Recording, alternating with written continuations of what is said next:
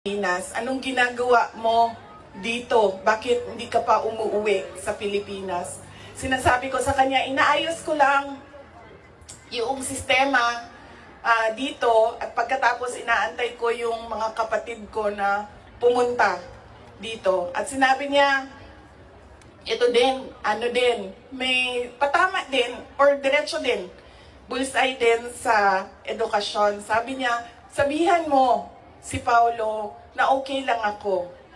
At huwag siyang pumunta dito hanggang hindi matapos ang eleksyon at maging congressman siya ng 1st District ng Davao City.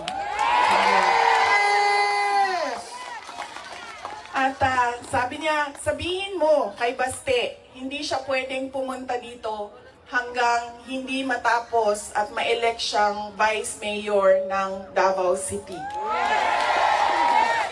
Ito ang pinakamatindi dahil pinagtatawanan namin siya sa group chat namin. Kaming magkakapatid 4, meron kaming group chat. Dahil ang sinabi niya kay Veronica, sabi niya, sabihin mo kay Kitty, hindi siya pwede bumisita dito hanggang hindi siya abogado.